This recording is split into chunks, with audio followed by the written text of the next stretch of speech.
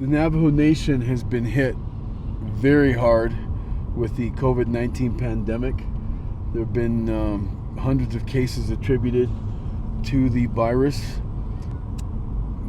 One of its most vulnerable populations are elders, and this is one of the reasons why we've come to Mariano Lake, Crown Point, and we're going to go to Window Rock, is to hand out masks and to conduct some interviews and to talk with community members to see firsthand, what's happening on the ground, on the grassroots level here. And the masks were provided by protectnativeelders.org. The pandemic hit the Navajo Nation, and at that time there was a huge need for face masks, gloves, and hand sanitizer. And a lot of the stores that are on the Navajo Nation and that surround the Navajo Nation quickly ran out of their supplies. And today, currently, those supplies of personal protective equipment, which is gloves, masks, and hand sanitizer, are very hard for our people to find. And so we had this idea, because we're a shopping center, and we have 10 shopping centers on the Navajo Nation. And on the entire Navajo Nation, which is roughly the size of West Virginia, there are only 13 shopping centers, grocery stores. My name is Nicholas Taylor. I'm the CEO at Navajo Nation Shopping Centers Incorporated.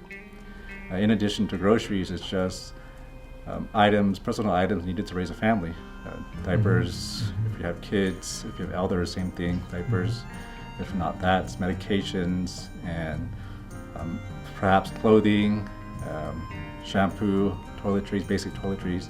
So those are some of the circumstances that we're dealing with, access to immediate needs.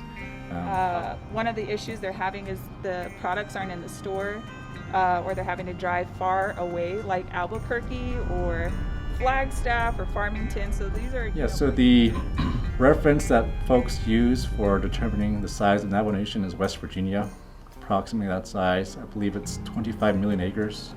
It's a number two that people use. And the population on the Navajo Nation itself is about 170,000 individuals.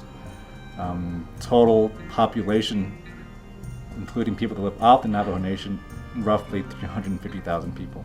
There's a lot of elders come into us and they tell us every day, thank you, Shiaj, thank you, Shawe, which means my child, my son, my daughter, for what you're doing.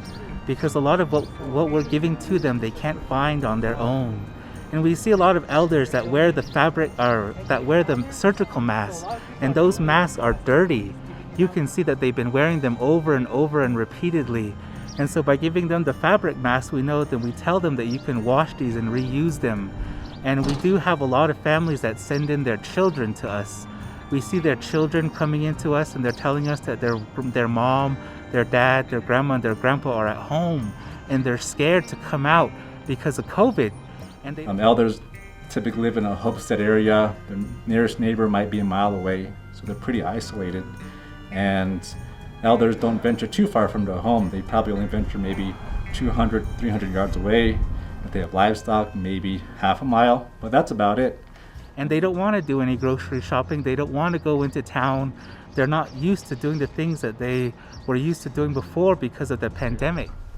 Yeah, and dealing with their elders, primary obstacle right now is just communicating to our elders what's going on in the world. And so with us going out to the communities and giving them these essential items, it's very important. Like I said, we have 10 shopping centers across the Navajo Nation, and it's very hard for people to come out from the rural areas.